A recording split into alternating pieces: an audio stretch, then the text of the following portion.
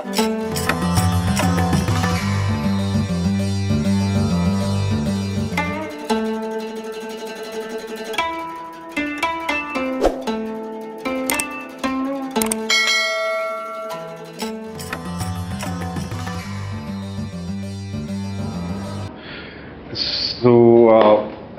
welcome everybody to this new episode of Cosmopolis, which is our channel, as you know. And behind us is this laying, what is laid out is something very interesting, because ordinarily in movies, when you want to show great minds at work, they show mathematical equations on windows. But something as graphic and technical seems to be happening here. And one of the brains, as you say, it's a collective exercise, but one of the brains who was leading it is embodied in front of me in the form of Tanuj Solanki. And and I was thinking of a non-hyperbolic, fancy introduction for you. What should I say? Best Indian writer, 40 under 40. There were 40 people there. Or, those kind of things. But anyway, I mean, I think more concretely, we are very happy to have Tanuj Solanki. And even in the first class, when we introduced him to the students, I didn't bother to specify his laurels because I assumed that in this age of Google, everybody would know.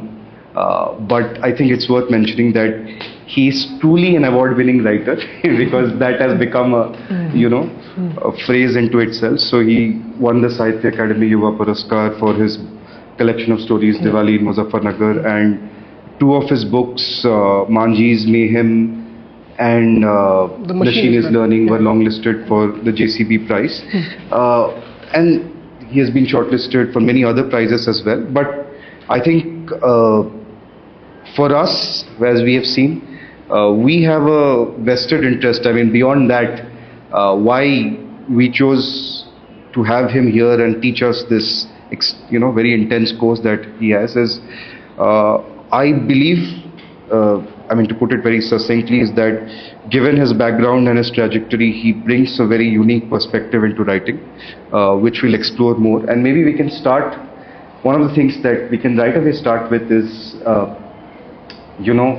going under the hood of writing and laying out the entrails in the form of all these graphic, technical aspects, which are almost like diagrams of sorts. Ordinarily, when people take to writing, they see it as an immediate form of self-expression, which should be totally untrammeled and not hindered by this technical process, right? But eventually, when you create more and more complex works, when you create lengthier works, or even, for example, when you want to even read or unpack a work that you like, you need to go under the hood, right? So what I wanted to just right away start with is, how did you arrive at this kind of a process?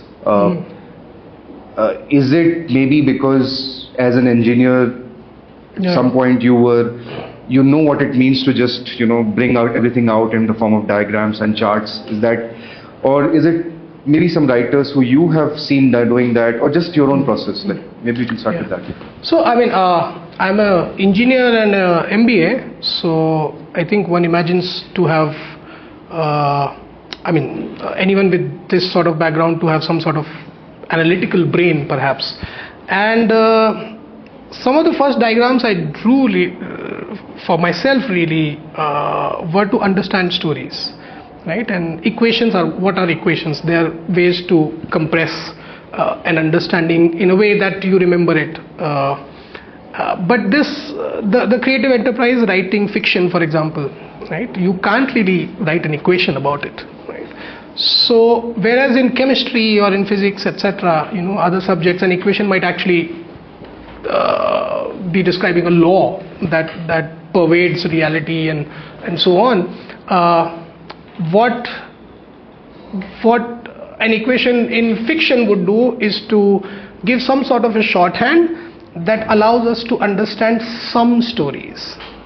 And so we were discussing in class, for example, 3 or 4 days back, that, and I'll give you an example of a equation, which is to say that space, let's say this room, as it is described in fiction, is a function f, and then the bracket, is a function of the characters who own this space or who operate this space, right? So that equation was discussed with the students, and what it really means is, for example, when I entered this room the first time, this is our classroom, and I saw these large round tables and the particular make of the chairs and the board and everything.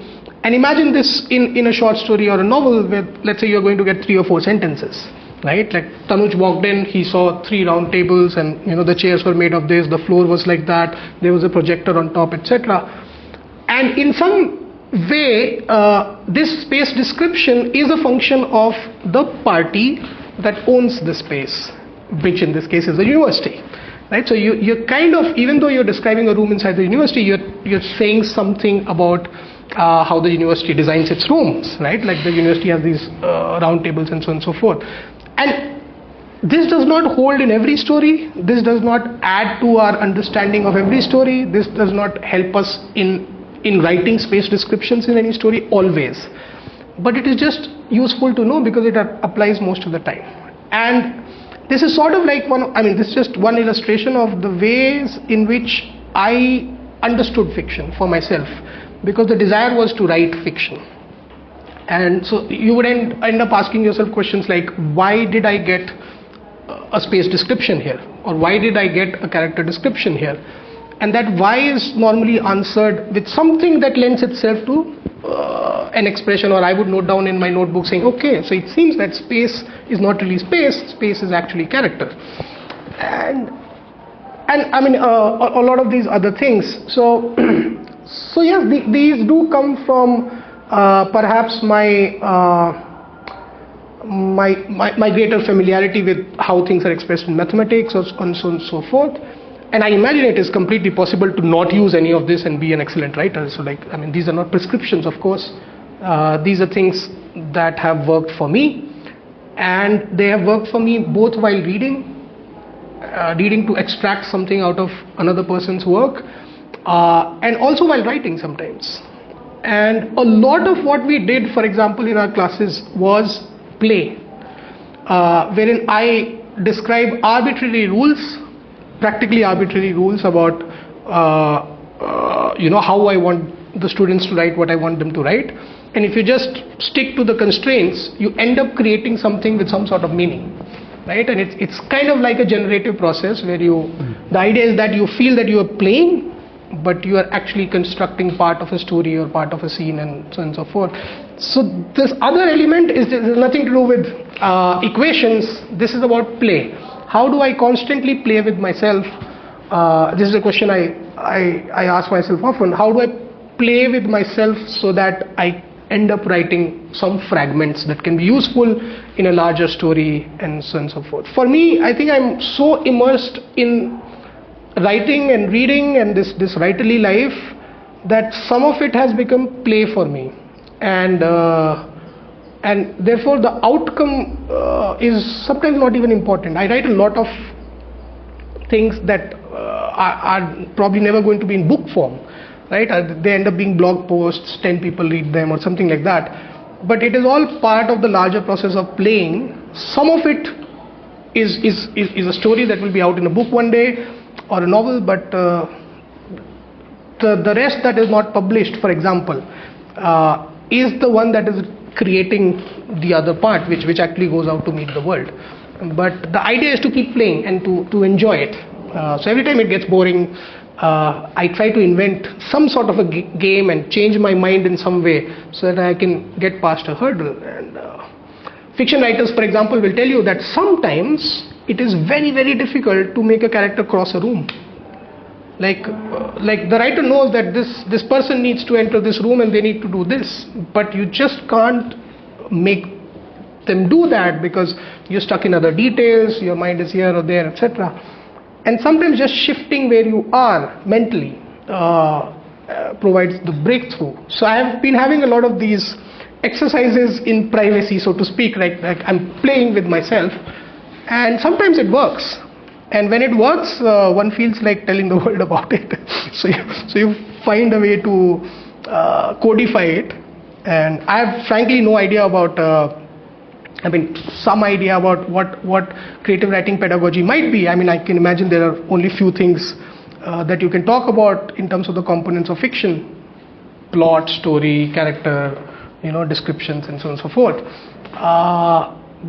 But how do you talk about character? I prefer to talk about character the way I learnt about character, through my reading, through the way I codified that knowledge.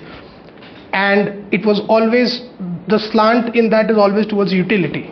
Like, I create knowledge that is useful for me, because I have to write. And therefore that is what I present to the students, and we discard most of what might not be very useful, according to my judgment, of course. Yeah. It's a good point, because I think you discussed that yesterday with me. Like, basically what you're saying is all these formal structures, whether it's a diagram, an equation, or a game with constraints, are useful for process of writing. I mean, that for me, there are two questions there. One is that,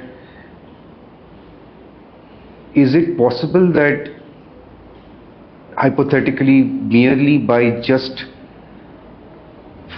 writing continuously and not going through some sort of an orientation in literature, which, imagining such a situation is even possible, that the process of writing or understanding literature is something that we can just develop on its own? Is that, because that is a question. Why? Because many of us here, including myself, I would say, don't come from a background in literature.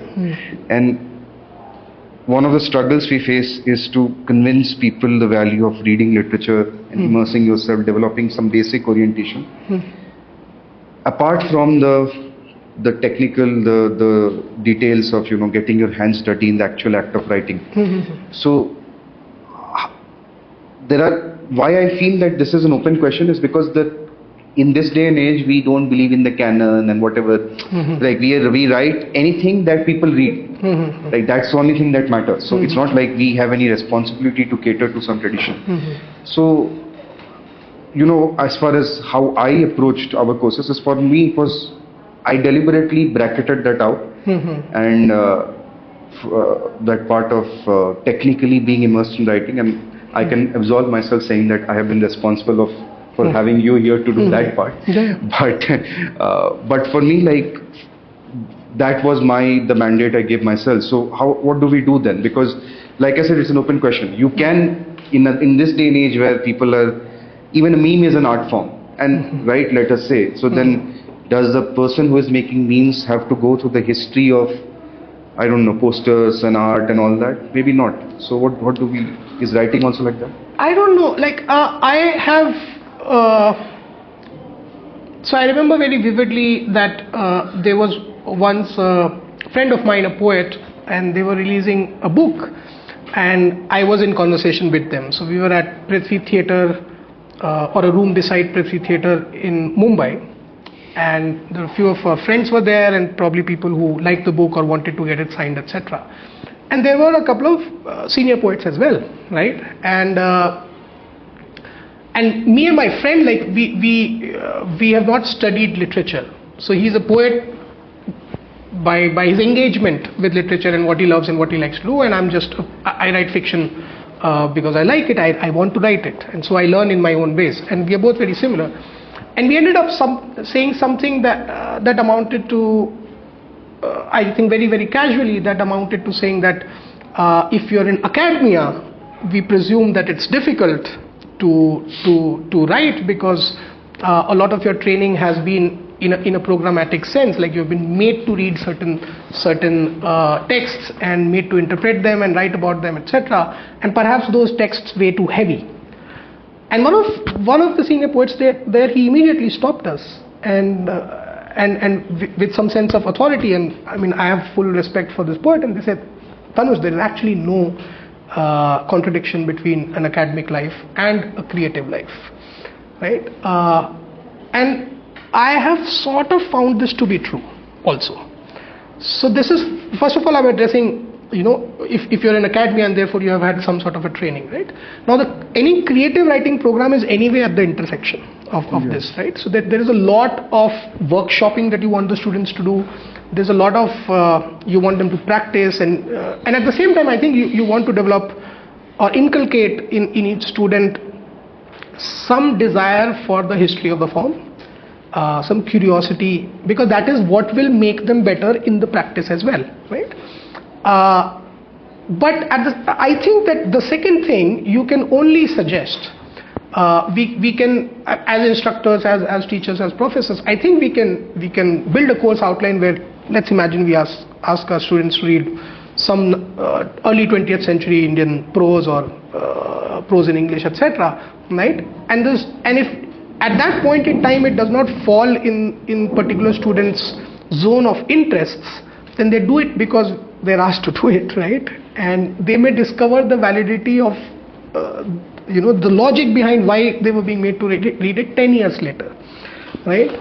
I am reading War and Peace now, after being a writer for 10-12 years, and I thought I can skip War and Peace because I was told that it has the third person omniscient narrator, and I thought I don't see myself writing in the third person omniscient narrator. That's anyway not very, very prevalent in today's day and age, after modernism, postmodernism, and so on and so forth. So I thought I can just give the old man a skip, and I decided to read him, and oh my God, like, they were not lying. Like, this guy is really, really good, and even the way that for example Tolstoy manages the narrator. The narrator is one thing, but there's a lot of scene selection happening. There are a lot of thoughts being accessed and so on and so forth, and you begin to appreciate people who throughout, let's say I've been ignoring War and Peace for 12 years, and half a dozen people have told me you must read it, right? And then I remember these people who told me at various junctures that, oh my God, they were right. But I think you arrive at this at your own pace, through your own route, and what a program can do is nudge you in some directions. You pick one, you pick two, and you go in that direction, and the other strands will meet you also at some point down the way. So you might skip reading classics if you're interested in the contemporary play, but I think at some point you will find that it will merge, and it largely is on the practitioner's path that they have taken. I mean, there's no clear one path to become a writer or to become a creative person. Yeah. In fact, I think that automatically leads me to the next thing, that because when you spoke about the desire, when you're practicing any form, there's the desire to understand the history of the form. Perhaps what we are looking at is if we can approach that history on our own terms, as opposed to the sequence which is suggested by a traditional curriculum. And I mean, I'm just telling you, one of the things that we were trying to do is that last time when we were doing that course on exploring an author, we were trying to see if we could, in that sense, create a history for that particular author who is your favorite author. Okay. I mean, I don't know, let's say if you take someone like, I don't know, Neil Gaiman, I think Pramiti was interested in that. Yeah. Then you can go through, Calvino, Edgar Allan Poe. Okay, so the writers who informed Gaiman's writing. Yeah, so and you can create a line like that, and that is your history. That is the way in which you create your own non-linear history, which informs the author you're interested in, which automatically brings me, like for example, I mean, let's say Murakami, you might go to Kafka and then Hemingway, and you say, okay, maybe Murakami is something like Kafka plus Hemingway. You do these kind of combinations in your head. I would like you to expose your own, if you can pick up, like let's say Bolaño is your favorite. So can you tell me a trajectory that was led led you from Bolaño to other writers? Just short. Yeah. That would be nice. So I think the 3 or 4 ones that I really like, and some of these are problematic people. Like as people, they're not good people. But I, for example, really like Roberto Bolaño, David Foster Wallace, Naipaul, and Nabokov. And I, around 10 years back, I zeroed in on these 4. And then I think this awareness comes that there's no woman here. And a couple of these writers are actually problematic people, right? And there is also a tussle with that. For example, I mean, if I am to regard them as gods, am I regarding their works as godly or them as gods, right? And you get into that. And why is it that the top 4 writers that I can think of are all men, and none of them is truly, let's say, from my part of the world, Indian, and so on and so forth. So I think you develop these writer crushes early, and the conviction is highest at an early stage in your reading life. And today, if you ask me, like who's my favorite writer, either I might name too many, or I might not be able to name one, right? And so your reading life also gets complicated. There are political questions that are added to it, questions like art and artist, and so on and so forth. So, but in my own reading, the biggest shift that has happened, I think, over the last 5-6 years is from what I used to regard as world literature, and I read Bolaño, so I read a lot of Latin American writers and Gabriel Garcia Marquez, Mario Vargas Llosa, and I used to think that, oh my God, this continent has produced perhaps the best, right? And they are, of course, very, very, at least let's say in the Hispanic world, right? It's very, very related to European influence and European history. And so, for example, Bolaño is perhaps very influenced by German writing, from a different century and so on. And as you understand these things, you realize the importance of not keeping favorites, because the favorites have other people where they source their inspiration from, or what the structure of their sentences or the forms of their novels. And once you become truly aware of the vastness of this whole thing, I think that leads to some sort of a desire to come back either to a self which was yours before you did the survey, your first survey. You will do many surveys of world literature, one imagines, as a writer. So you either want to come back to an essence, or you want to come back geographically to whatever you find as home. And my big shift in my reading life was this sort of desire to find equivalents. I mean, it is a crude way of putting it. Like Roberto Bolaño wrote this kind of stuff in Chile or in Mexico or in Barcelona. Did we have someone like that? And did you find any such? I found that even this desire to find equivalents, and that's why I call it crude, that itself was a bad way to look for it. So I didn't find an equivalent. I found other people who were extraordinary, and sometimes I found them in English, sometimes I found them in Hindi, and so this is the second survey. And every survey, every real deep dive into a reading life basically comes back with the understanding that, oh my God, people have written so much, there is so much extraordinary literature, and again you sort of return to a definition of yourself or what you regard as your surrounding. And it's weird, like two things are happening at the same time. You reach out to the world, and the gesture is as if you want to absorb the world. You want to read everything there is, right? And at the end of this great burst of energy, you become parochial also in some weird sense. And now I think I've been grappling with this idea for the last 1.5 years. I know 5 or 6 writers who were in Muzaffarnagar, right? So it's becoming like this. And while I want to read all the German writers I can, and all the Spanish writers, and all the Peruvian writers, and all Indian writers, Tamil writers, and so on and so forth, One part of my project now has become that I know there were 5 writers. These were the 5 writers in Muzaffarnagar. They lived there, and I want to read them. And so it goes both in world expanding ways, and there is a parallel constricting sense to it also, where you are also trying to define who I am, and therefore are there people immediately around me who have written stuff. So I don't know whether I made sense or not. Yeah. No, I get it. But in fact, that point about expanding your space, the thing that we were discussing a couple of days earlier when you came here, I don't know if they've already discussed it, but I thought I'll bring it up again, because I think when I had first met you, like a couple of decades back. No, 1 decade. Come on, man. I'm not that old.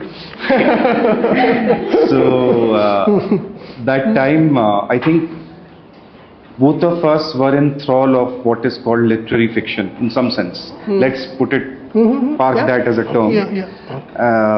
Right, and basically there was this movement, right? So in some sense, literary fiction was seen as the pinnacle of the achievements we could have in literature.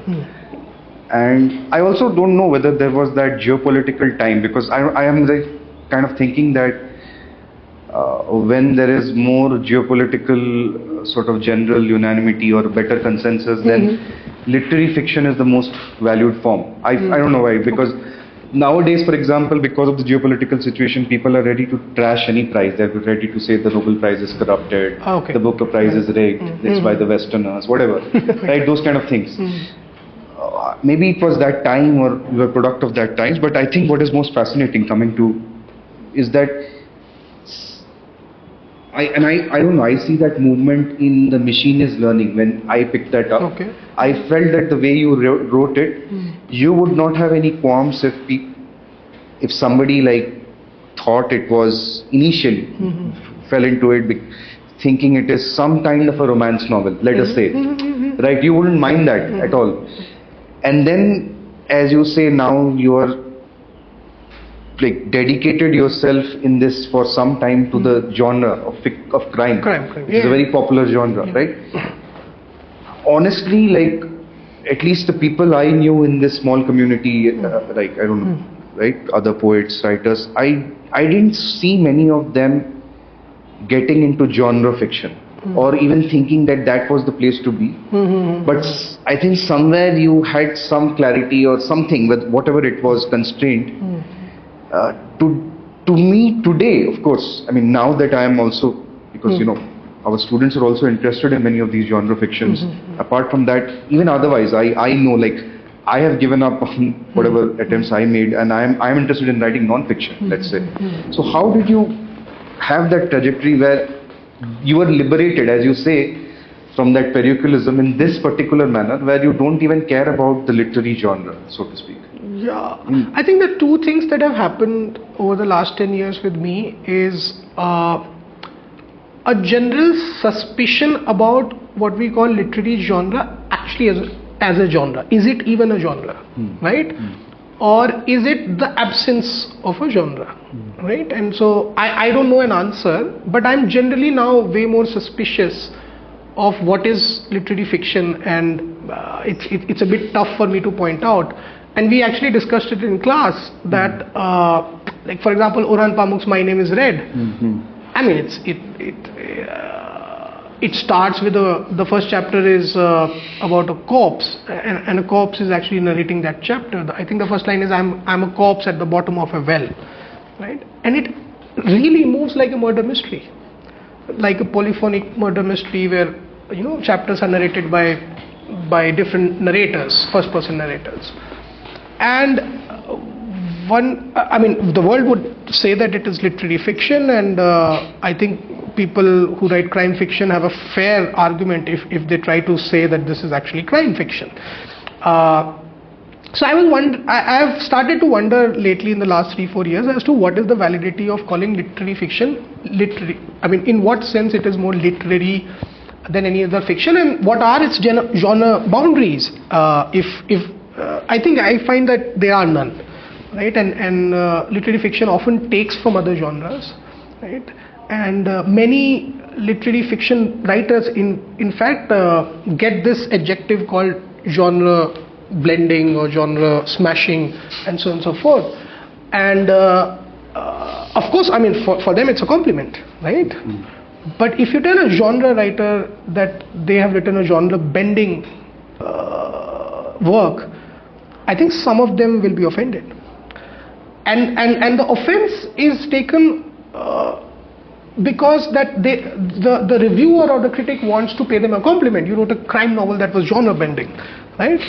And the crime novel writers, that the novelist's view is that the genre already has these capacities for what I wanted to do, right? What you think of me as bending the genre illustrates your ignorance about the genre, right? And it already provides ample scope for the complexities that make, let's say, the reviewer or the not so well read reviewer to say that this was genre smashing.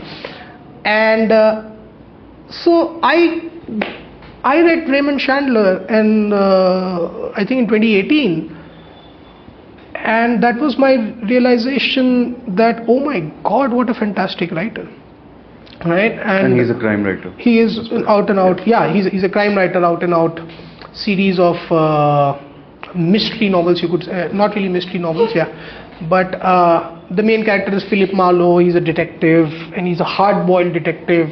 Comes up with these witticisms, one-liners, and so on and so forth. And of course, it is all stylized, and there's not much point in trying to trace realism in a Chandler novel. Would it really happen like this? The joys are in the descriptions, the joys are in what this person says, and they are not only very entertaining, but in an odd way, very aesthetically satisfying works of literature.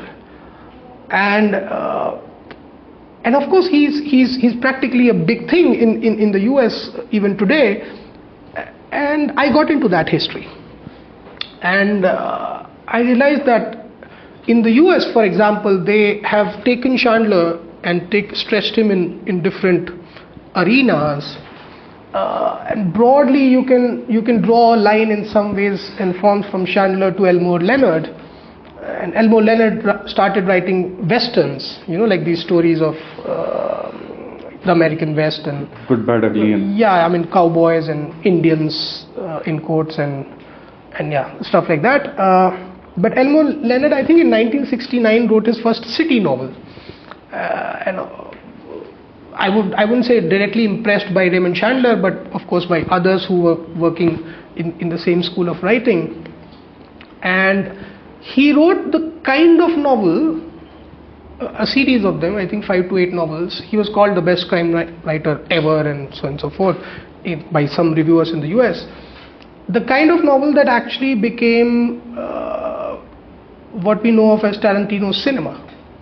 This multi-character cast where everyone is slightly bad, and a lot of the work of the story happens in conversations. And so I got into this history, and then I thought, like, do we have something like this? Like the parochial mind, after reading through this whole history and immersing myself in these works, I came back to saying, do we have novels like this? Do we have novels like this in Indian English? Do we have novels like this in Hindi? And the answer to both came out to be no. So the answer to both was no. In Hindi, there was a lot of pulp literature in India, but not of the type that Chandler wrote, and not of those types. It was different. And in Indian English, we had written a lot of crime novels, but I think we were very, very influenced by Sherlock Holmes for the longest time, and Agatha Christie. So we wrote a lot of Manor mysteries or murder on a cruise type mysteries. So there is a limited space, there are only 6 or 7 people inside, the victim is also there, the detective is also there, and the suspects are also there, right? Which is not the kind of novel Chandler wrote or Elmore Leonard wrote. And so these are capers, these are different kinds of novels. And in my survey, and it may not have been complete, I didn't find a lot of novels like that. And I'm like, I know the form enough, I've codified what these writers do enough, and nobody seems to be writing these novels in India. I said, okay, I'll write one. So that's what Manji's Mayhem was. So, and I really don't care as to what people call it. I'm very, very comfortable if people call it a hard-boiled crime novel. Like in my heart, it is that, right? And some people call it genre bending. So I stay silent. Like if you feel it is a bit literary, I mean, up to you. You're allowed that opinion. But if someone really asks me, I would say that the crime genre already has these literary possibilities, and we don't need to use the other word. That other genre sometimes needs to use the word that we have given it, because it would not fit elsewhere. So literary fiction perhaps is this homeless category of fiction that hasn't really found a home. And this is no disrespect to it. I will write what eventually will be called literary fiction too, I'm sure. The other thing is, I want to, I don't know, like if there are people writing in 5, 6, 7 genres, and if I live long enough, I would like to write all kinds of novels. Like I absolutely want to write a cheesy campus romance novel, right? And my wife and I, we discuss what should be the plot, and she tells me what are the tropes of romance novels, and we sometimes have some scribbles also as to this will be the novel, etc. I'm really terrified and fascinated by science fiction and fantasy, and I'm like if I live till 70, 80 and I'm a novelist, why would I not try? I fail and not publish, etc. Why would I not try to see how do the science fiction writers do what they do, and how do the speculative fiction writers do what they do? And I have this such large curiosity and perhaps inability to go in great depths. It could be that, but there I think that I'm more of a reader, therefore. So this reader mindset is always alive, and this informs my reading, because I will not want to exclude other genres in my reading. I think it informs my writing and says, why don't you try this, why don't you try that? And maybe I will write not just crime novels and other genres as well, maybe. I mean, horror is fascinating, no? Horror, because I think how can you be scared from reading something? That is the question. It is either in the flow of events, or a visual is created despite you not wanting to create the visual. And that's great power. If a writer can make you visualize something that you actually want to resist because you don't want to be scared, wow, I mean, that's great power. No? In movies it's different. The thing is in front of you, and the best you can do is shut your eyes and but the vision is there, but I think you will open them anyway. In a book, you are constructing the image. So how do I horrify you with the image that you create? And I think I'm kind of attracted to that. Yeah. Yeah, that's interesting. But maybe, yeah. So does anybody want to ask anything? Any curiosities? No, you've asked a lot, talked a lot, but still. Or someone who is somewhat commenting on the Indian somewhat young sensibilities, or like in Sahiya Akademi we can see that there's a lot of social commentary, more explicit, so to say. So is there something? I think many contemporary Indian writers, but so I'll guess about what you mean when you mean contemporary, but I think Meenakshi Reddy Madhavan, I forget the title of her latest book, but it's about COVID time and it's a marriage slowly going apart or something like that. You will find some traces of what you call Sally Rooney like in, for example, The Machine is Learning, and I would say that a lot of contemporary Indian writing, where the story is also set in the contemporary world, will satisfy this sort of need to find an Indian Sally Rooney. You might not find the exact equivalent, like I didn't find Roberto Bolaño's equivalent in India, but I found other things, and sometimes those other things are so different that they can be equally rewarding. Bikram Sharma's story, right, that we read in the class, Amrita Mahale, She writes about the city of Mumbai in her first novel. What is it called? My God, how can I forget? Okay, Amrita Mahale. And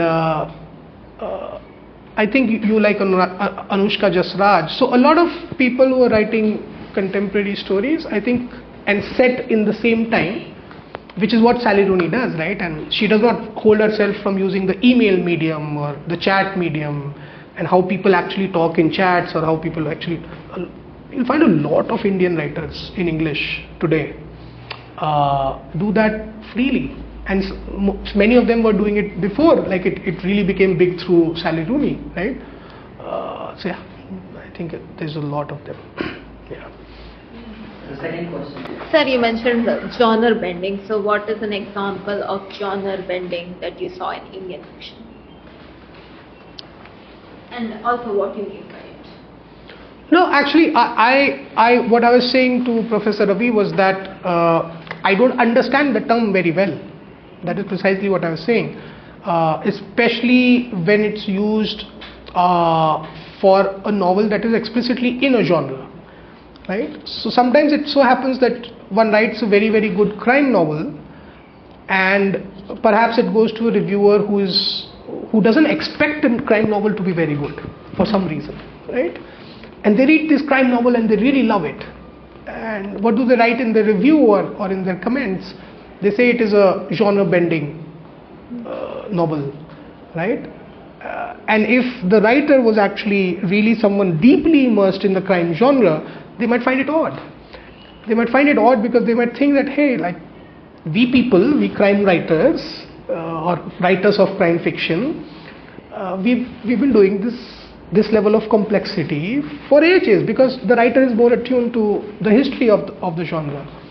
So that was precisely my comment, right? And genre bending applies, of course, more to literary fiction, right? So someone might say Orhan Pamuk's My Name is Red is genre bending because it's a out and out literary fiction novel, tagged as such, but it's also a crime novel, right? A miniaturist has been killed and the corpse is at the thrown inside a well, and so there is an element of a mystery novel that is happening there.